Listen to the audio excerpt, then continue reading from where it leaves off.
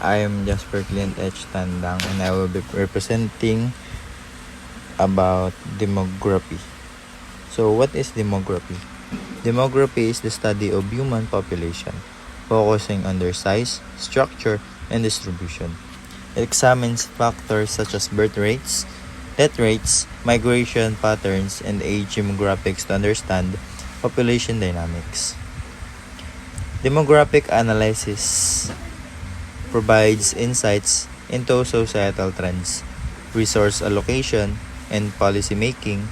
It helps forecast population changes and their impacts on areas like healthcare, education, and economics. By studying demographic shift, societies can make informed decisions to address challenges such as aging population, urbanization, and disparities in population growth. Migration refers to a person or people from one century locality, place of residence to settle in another. An instance of this, human beings have always moved from one country, locality, and place of residence to settle in another. The movement of people from one place to another with the purpose of changing their residence, either temporarily or permanently. Ang migration ay ang paglipat ng mga tao mula sa kanilang lugar na pinagmulan patungo sa ibang lugar upang doon manirahan, maging pansamantala man o permanente. Ang mga taong lumilipat ay tinatawag na mga migrante. Madalas ang dahilan ng migration ay ang paghahanap ng mas magandang oportunidad sa buhay, tulad ng mas mataas na sahod, mas magandang edukasyon, o mas ligtas na kapaligiran. For example, may isang magsasaka mula sa probinsya sa Pilipinas na lumipat sa Maynila upang maghanap ng trabaho sa isang pabrika, o isang estudyante na lumipat mula sa isang maliit na bayan patungo sa isang lungsod upang mag-aral sa university.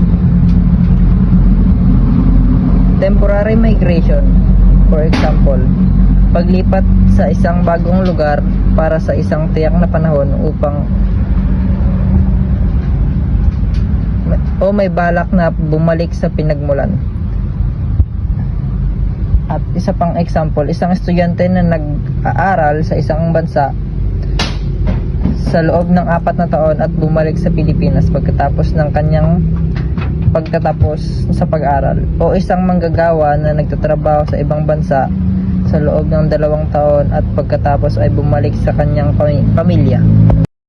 Sustainable development is a development that meets the needs of present without compromising the ability of the future generation to meet their own needs. Ang sustainable development ay isang uri ng pag-unlad na naglalayong matugunan ang pangangailangan ng kasalukuyang henerasyon nang hindi sinasakripisyo ang kakayahan ng mga susunod na henerasyon na matugunan ang kanilang sariling pangangailangan. Ito ay nangangahulugang ang mga desisyon at aksyon na ginagawa natin ngayon, tulad ng paggamit ng mga yaman, pag-unlad ng ekonomiya at pagsasaayos ng mga komunidad, ay dapat na isinasaalang-alang ang mga epekto nito sa kapaligiran at lipunan sa hinaharap. Sa ganitong paraan, ang sustainable development ay nagtataguyod ng isang balanseng henerasyon sa pagitan ng tao at kalikasan.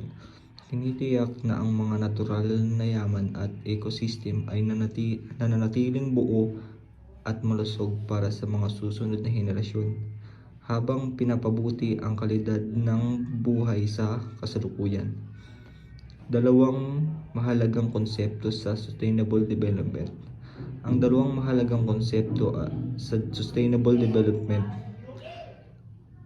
ay pangangailangan at kakapusan, ay nakatutok sa balanse at responsibilidad sa pagitan ng yaman ng kalikasan.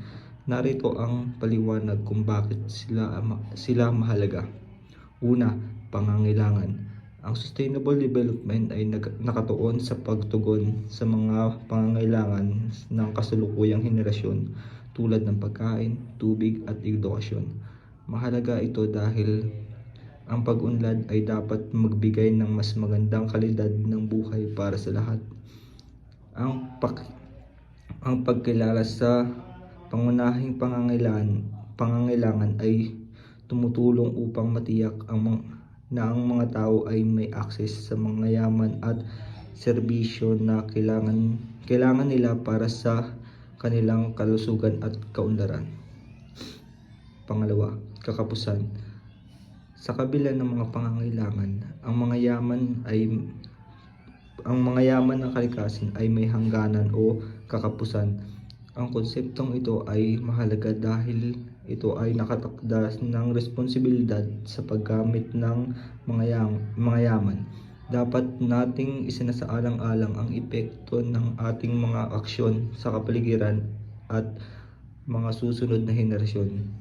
Ang kakapusan ay nag-uudyok sa atin na maghanap ng sustainable na paraan upang mapanatili at mapabuti ang mga yaman sa halip na ubusin ang mga ito. Sustainable development bilang sistema. Sa pagsusuri ng tunay na kahulugan ng sustainable development, mahalagang tignan ang mundo bilang isang magkakaugnay na sistema. Ang ating mga aksyon mula sa ekonomiya, kapaligiran hanggang sa kalidad ng buhay ay may epekto sa isa't isa. Halimbawa, industrial activities ay pwedeng magdulot ng polusyon na nakakaapekto sa kalusugan at kabuhayan ng tao. Kaya't ang sustainable development ay nangangailangan ng holistic na pananaw. Population. Population refers to the total number of people living in a specific geographic area, influencing factors like resource distribution, economic growth, and environmental sustainability. Change in population size and structure can have significant social, economic, and environmental impacts. Sa madaling salita, ito tumutukoy sa mabilang ng mga tao na nanirahan sa isang partikular na lugar o rehiyon. Ito ay mahalagang konsepto ng pag-unlad ng lipunan, ekonomiya at kapaligiran. What is population? Population refers to the total number of people living in a specific geographic area such as city, country, or region. And why is population important? Because understanding population is crucial for planning and decision making in areas like resource allocation, urban planning, healthcare, and education. Example, let's consider the population of city like Manila, Philippines. If the population of Manila is 1.8 million people, this information can help city planners determine how many schools, hospitals, and housing units are needed to support the resident. In this example, the population data can inform decisions that impact the quality of life for the people living in Manila. And the total of individuals occupying an area or making up a whole, the projected world population on January 1, 2024 is 8,19,876,189, an increase of 75,162,541 or 0.95% from New Year's Days 2023. I'm Jasper Clint H. Tandang, and I'll be presenting about overpopulation. Overpopulation or overabundance is a state in which the population of a species is larger than the carrying capacity of its environment. So, overpopulation is a state whereby the human population rises to an extent exceeding the carrying capacity of the ecological setting. So, it means overpopulation is whereby you are or they are exceeding the capacity that only the ecological setting is provided in an overpopulated environment.